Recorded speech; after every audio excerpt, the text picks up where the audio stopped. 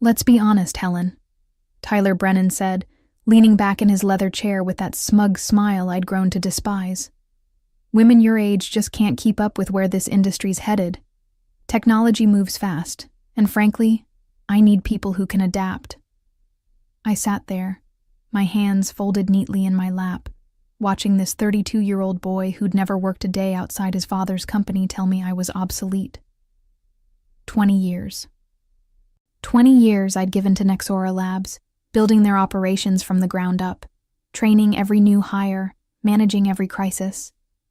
And now he was dismissing me like I was some outdated equipment. "I completely understand," I said calmly, forcing that practiced smile I'd perfected over decades of dealing with difficult clients. Inside, my heart was pounding, but my voice remained steady. "You have to do what you think is best for the company."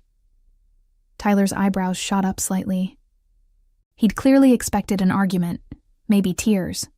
Instead, he got composed agreement from a 56-year-old woman who'd seen enough corporate politics to know when a battle was worth fighting. "Well, that's refreshing," he said, shuffling through papers on his desk. "I was prepared for this to be more difficult. Most people don't take termination so well." "I'm not most people," I replied, standing up and smoothing my navy blazer. "When would you like me to finish up my current projects?" "End of the week should be fine. Human resources will handle the paperwork." He was already looking at his computer screen, dismissing me from his attention as easily as he'd dismissed me from my job. I walked out of his corner office, past the glass walls that gave him a view of the entire operations floor. The floor I'd designed, optimized, and managed for 2 decades. The irony wasn't lost on me that he was firing the person who'd created the very systems that made his family's company profitable. My name is Helen McRae, and until 5 minutes ago, I was the operations director at Nexora Labs, a tech distribution company here in Indianapolis. I'd started as a logistics coordinator when the company was just 12 employees cramped into a rented warehouse. Now we employed over 200 people and moved millions of dollars worth of equipment every month. I'd built the shipping protocols, designed the inventory management system, and personally trained most of the department heads. But Tyler didn't see any of that. He saw a middle-aged woman who didn't fit his vision of a modern, dynamic company. What he didn't know was that his smart business decision was about to become his worst nightmare. I'd seen this coming for months. Ever since Robert Brennan started handing more responsibility to his son, Tyler had been making changes, most of them poorly thought out. He'd hired a bunch of recent graduates with impressive degrees, but no practical experience, convinced that youth automatically meant innovation. The truth was, I'd been quietly consulting with Veltrix Optics for the past 6 months. James Morrison, their operations vice president, had been trying to recruit me for 3 years. Every time Nexora Labs landed a major contract or streamlined a process that impressed the industry, James would call. "Helen, we need someone with your expertise," he'd say. "Name your price." I'd always declined, loyal to Robert Brennan, who'd given me my first real opportunity in logistics. But loyalty was a two-way street, and watching his son systematically disrespect the people who'd built the company was wearing my patience thin. The morning of my termination, I'd already been scheduled to have lunch with James. What Tyler intended as my farewell meeting had just become my final interview. "You're free," James said, grinning as we sat in the quiet corner booth at Romano's downtown. "When can you start?" "Monday," I replied, surprising him. "But there's something you should know. I designed every operational system at Nexora. The shipping routes, vendor relationships, inventory protocols, all of it runs through processes I created." James leaned forward, his expression sharpening. "Are you saying what I think you're saying?" "I'm saying that Tyler Brennan just fired the only person who truly understands how his company operates. And I documented everything." I pulled out a thick folder from my briefcase.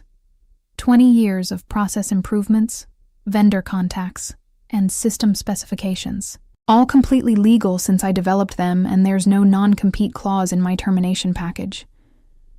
The irony was beautiful. Tyler had been so eager to get rid of me that he'd rushed through the paperwork. No retention bonus, no consulting agreement, no restrictions on where I could work. Just a standard severance package and a quick exit. "We've been trying to crack into Nexora's client base for years," James said, flipping through my documentation. "These shipping routes alone would save us millions in logistics costs. Their 3 biggest clients all have contracts coming up for renewal in the next 60 days, I mentioned casually, and I happen to know exactly what terms they've been discussing. James signaled the waiter for champagne. "Helen, I think this is going to be a very profitable partnership." I smiled, thinking about Tyler's smug expression just a few hours earlier. He had no idea what was coming. The rest of that week at Nexora was almost amusing. Tyler walked around the office with an air of self-satisfaction, clearly pleased with his difficult decision. He'd called an all-hands meeting Tuesday morning to announce organizational changes. "As we move forward in an increasingly competitive market," he announced to the assembled staff, "we need leadership that can adapt to technological advances and industry evolution. That's why we've made some strategic personnel changes." I watched from the back of the conference room as confused glances were exchanged. Most of these people had worked with me for years. They knew exactly what strategic personnel changes meant. "Helen McRae has decided to pursue other opportunities," Tyler continued, not even having the decency to acknowledge my presence. "We wish her well in her future endeavors." After the meeting, a steady stream of employees stopped by my office. Janine, my assistant operations manager, was the first. "This is insane," she whispered, closing my door. "Half our vendor contracts are in your name. The shipping software was your design. How does he expect us to manage without you?" "You'll figure it out," I said diplomatically, continuing to pack my personal items. Tyler seems confident in his new direction. What I didn't tell Janine was that I'd spent Monday and Tuesday meticulously documenting every password, every vendor contact, every process detail, and emailing it all to my personal account. Not theft, just backup documentation of my own work. After 20 years, I knew which systems would be the first to break down. By Wednesday, I'd already started consulting remotely for Veltrix Optics. James had arranged for me to begin immediately, and we were moving fast. Their legal team had reviewed everything, confirming that my termination package included no restrictions on sharing industry knowledge I'd developed independently. Thursday morning, I made 3 phone calls. The first was to Patricia Holmes at Westell Distribution, our biggest client. Patricia and I had worked together for 8 years, and she'd always made it clear that her loyalty was to me personally, not to Nexora Labs. "Helen, I heard rumors you were leaving," Patricia said when I called. "Please tell me it's not true." "I'm afraid it is." Tyler Brennan felt the company needed younger leadership. There was a long pause. "That boy has no idea what he's lost. You've saved us millions in efficiency improvements over the years." "Well, I'm joining Veltrix Optics now. If you ever want to explore alternatives to your current distribution arrangement, send me a proposal," Patricia said immediately. "Westell is always interested in working with professionals who understand our needs." The second call went to Gerald Perkins at Microsystems Corp. The third, to Andrea Sullivan at Tech Solutions Plus. Both conversations followed the same pattern. By Thursday afternoon, Tyler's strategic personnel change had just cost Nexora Labs their 3 largest clients, and he didn't even know it yet. Friday morning arrived with deceptive calm. I was scheduled to finish my last day at Nexora, cleaning out my office and supposedly transferring my responsibilities to Tyler's new operations manager, a 28-year-old named Bradley Brown with an MBA and exactly 0 experience in logistics distribution. Tyler had hired Bradley straight from graduate school, convinced that fresh thinking would revolutionize their operations. What Tyler didn't understand was that logistics wasn't about revolutionary thinking. It was about relationships, experience, and understanding the 1,000 little details that kept complex systems running smoothly. I arrived early, as I always had, and found Bradley already at his desk, frantically scrolling through spreadsheets on his computer. "Good morning, Bradley," I said pleasantly. "How are you settling in?" He looked up, stress evident in his eyes. "Helen, thank goodness you're here. I've been trying to understand the shipping protocols, but nothing makes sense.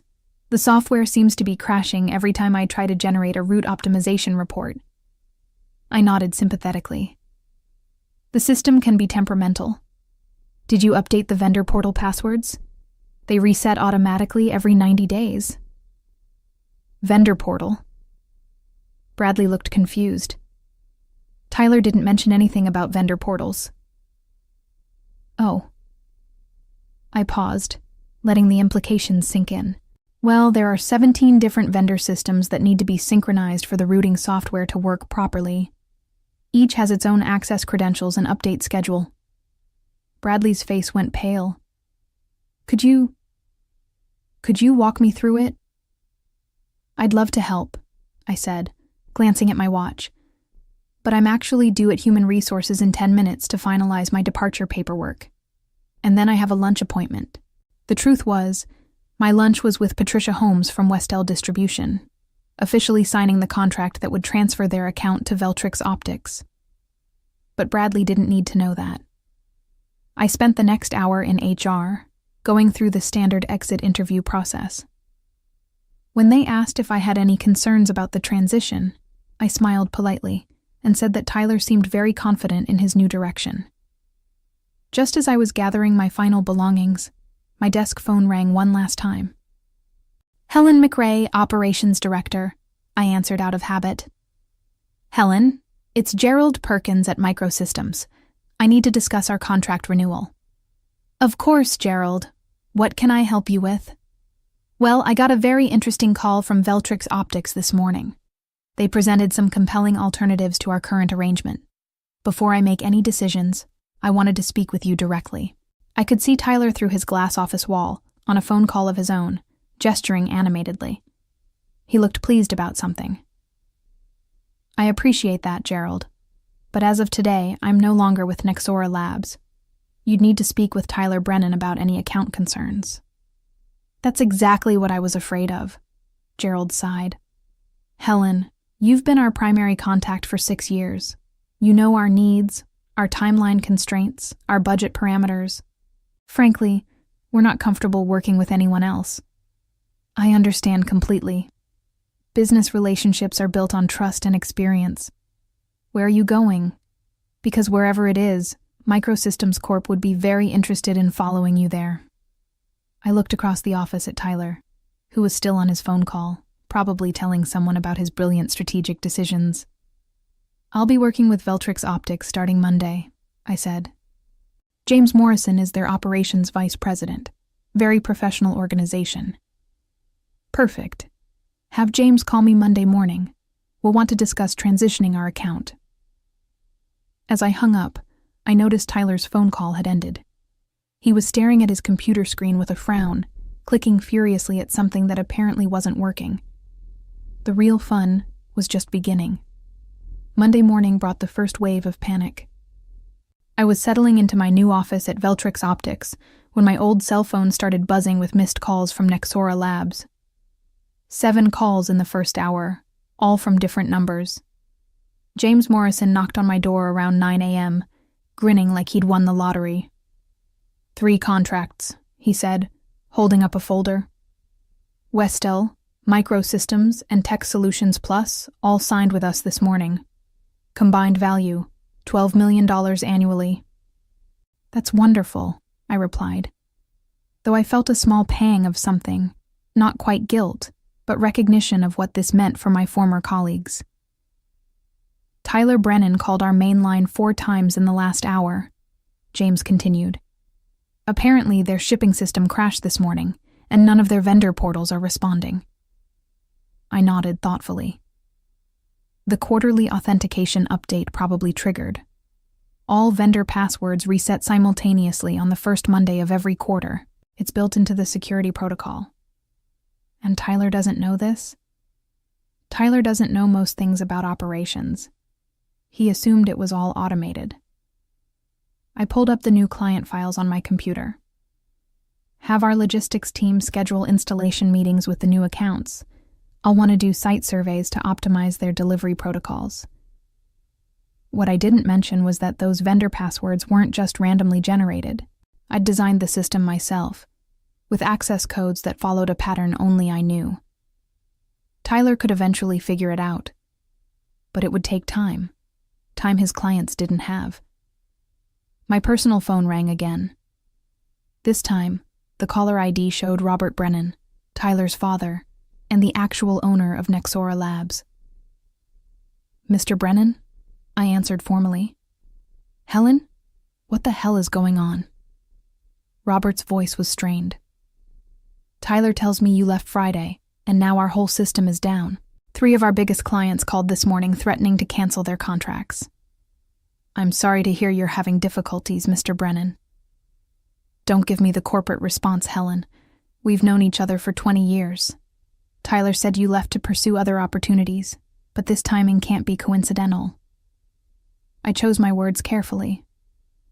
Tyler felt that the company needed younger leadership, someone who could better adapt to technological advances. I respected his decision. There was a long pause. Tyler made this decision without consulting me. I assumed he had your approval. He didn't. Robert's voice turned cold. Helen, I need you to come back. Whatever Tyler offered you elsewhere, I'll double it. I appreciate the offer, Mr. Brennan, but I've already committed to Veltrix Optics. My employment contract began this morning. Then at least help us transition. Consult for us temporarily. Help Bradley understand the systems. I looked out my new office window at the bustling Veltrix warehouse floor. I'd be happy to discuss consulting arrangements. My standard rate is $500 per hour, with a minimum 40-hour weekly commitment. Robert was quiet for a moment, probably doing the math. $20,000 per week to fix problems that wouldn't exist if his son hadn't fired me. We'll pay it, he said finally. I'll need the consulting agreement in writing, along with Tyler's written acknowledgement that my expertise is required. And Mr. Brennan, I'll also need a formal apology from Tyler for his comments about women my age being unable to keep up with technology. Another pause. I'll talk to Tyler. Take your time, I said pleasantly. Though I should mention that your vendor authentication lockout resets every 7 days. If the passwords aren't updated by next Monday, you'll lose access to your primary shipping partners entirely. I hung up and returned to my new client files, feeling a satisfaction I hadn't experienced in years. Tuesday brought escalation. Tyler himself called my personal phone at 7 a.m., waking me from a peaceful sleep in my new routine. I let it go to voicemail, then listened to his message while making coffee. Helen, this is Tyler Brennan. I think there's been some kind of misunderstanding. We need to talk about the operational transition immediately. Our systems are experiencing technical difficulties, and Bradley needs your assistance to resolve some authentication issues. No apology. No acknowledgement that he'd fired me 4 days earlier with condescending remarks about my age and capabilities. Just demands for my help now that his strategic personnel changes were backfiring. I deleted the message and drove to Veltrix Optics, where my new team was already implementing efficiency improvements for our 3 new major clients.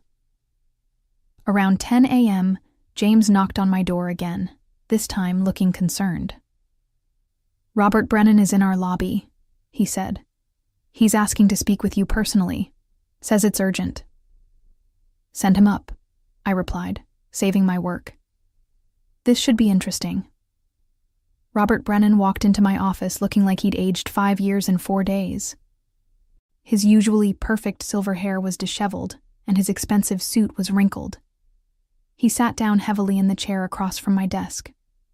Helen, I owe you an apology, he began. Tyler told me he'd discussed your departure with you weeks ago, that it was a mutual decision based on your desire to explore new opportunities. That's not exactly how it happened, I said quietly. I know that now. I had a very enlightening conversation with Janine yesterday. She told me what Tyler actually said to you. Robert's jaw tightened. His comments about your age and capabilities were completely inappropriate and absolutely not reflective of this company's values. I appreciate you saying that, Mr. Brennan. Helen, I built Nexora Labs from nothing, and you helped me grow it into what it became. Firing you wasn't just wrong, it was business suicide. Tyler is young and inexperienced. He made a terrible mistake. I leaned back in my chair, studying the man who'd given me my first real opportunity in logistics management. What exactly are you asking me, Mr. Brennan? Come back. Full restoration of your position, 20% salary increase, and Tyler will report to you instead of the other way around. The offer was tempting. But I thought about Tyler's smug expression when he'd dismissed me, his casual assumption that women my age were obsolete.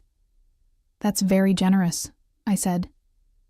But I'm quite happy here at Veltrix Optics. They value experience and institutional knowledge.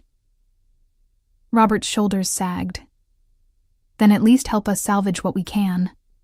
Our vendor relationships are destroyed. The shipping software is completely locked out. Bradley doesn't even know where to begin. I told you my consulting rate yesterday. $500 per hour, 40 hours minimum, I remember. He pulled out a contract from his briefcase. I had our legal team draft this last night. I reviewed the document carefully. It was comprehensive and expensive. But there was something missing. Where's Tyler's written apology? I asked. Robert winced. He's resistant to putting anything in writing. Legal liability concerns. Then I'm afraid we don't have a consulting agreement. I slid the contract back across my desk. Mr. Brennan, Tyler didn't just fire me inappropriately. He did it with discrimination and disrespect. If he wants my help fixing his mistakes, he needs to acknowledge them publicly. Helen, please. The company is hemorrhaging money every day this continues. Then Tyler better start learning about vendor authentication protocols, I said, standing up. I have a client meeting to prepare for. Wednesday afternoon brought the moment I'd been quietly anticipating. Tyler Brennan walked into the Veltrix Optics lobby, his usual arrogance replaced by barely concealed desperation. James Morrison called my office to warn me he was coming up. Send him in, I said, arranging the files on my desk. And James, leave my door open. Tyler entered my office like a man walking to his execution. His confident swagger was gone, replaced by the nervous energy of someone whose carefully constructed world was collapsing. Helen, he said, attempting his old authoritative tone. We need to discuss this situation. Please, sit down, I replied pleasantly, gesturing to the chair across from my desk. How can Veltrix Optics help you today? His face flushed at the deliberate formality. Cut the corporate speak, Helen. You know exactly why I'm here. I'm afraid I don't. Could you be more specific? Tyler's composure cracked slightly. The vendor systems, the client contracts, the shipping protocols.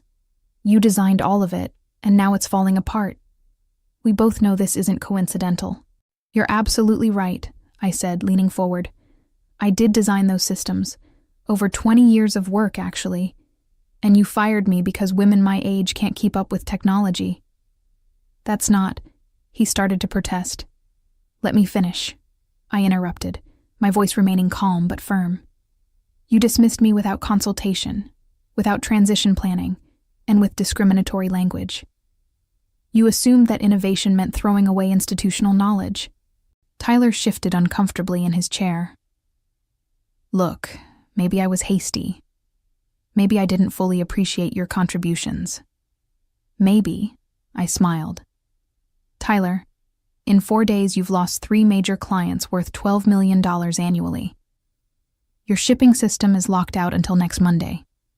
Your new operations manager is having panic attacks trying to understand processes that took me 2 decades to develop. So help us, he said desperately. Name your price. I leaned back in my chair, savoring the moment. My price is simple. A written apology acknowledging your discriminatory comments and your mistake in terminating me. Posted publicly to the company website and sent to every vendor and client. His eyes widened. That's career suicide. Perhaps, I replied, but it's also accountability. Thursday morning brought the collapse I'd been orchestrating since Monday. James Morrison burst into my office with barely contained excitement, holding his phone and a stack of reports. "Helen, you need to see this," he said, spreading documents across my desk. Nixora Labs just lost their primary shipping contract with Continental Express. Their delivery network is completely shut down. I reviewed the termination notice with professional interest. Continental Express had been Nixora's backbone shipping partner for 15 years, a relationship I'd personally negotiated and maintained. Without them, Nixora couldn't fulfill any client orders. "There's more," James continued. "Bradley Brown submitted his resignation this morning, effective immediately. He sent a company-wide email saying the position was beyond his capabilities." "That's unfortunate," I replied, though I wasn't surprised. Bradley was a smart young man who'd realized he was being set up to fail in a position that required decades of experience. My phone rang, displaying Robert Brennan's number again. "Helen, please." Robert's voice was hoarse when I answered. "Tyler will issue the apology. Written, public, whatever you want. We just need you to help us salvage what's left." "It's too late for that, Mr. Brennan," I said gently. "Continental Express terminated your shipping agreement this morning. Without them, you can't fulfill orders for any remaining clients." There was a long silence. "How did you know about Continental?" "Because Patricia Holmes at Westell Distribution is on their board of directors. When she told them about Tyler's management style and discriminatory practices, they decided they didn't want to work with companies that treated experienced professionals that way." "This will destroy us," Robert whispered. "Yes," I agreed. "It probably will. Tyler made a choice last Friday. Now he gets to live with the consequences." I hung up and returned to my work, helping Veltrix Optics integrate 3 major new clients into their expanding network.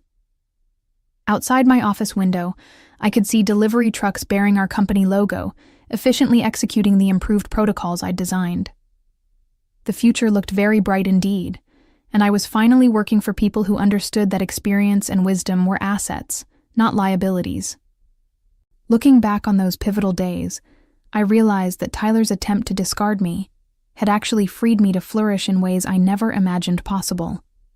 And his downfall served as a powerful reminder that respect and experience should never be undervalued.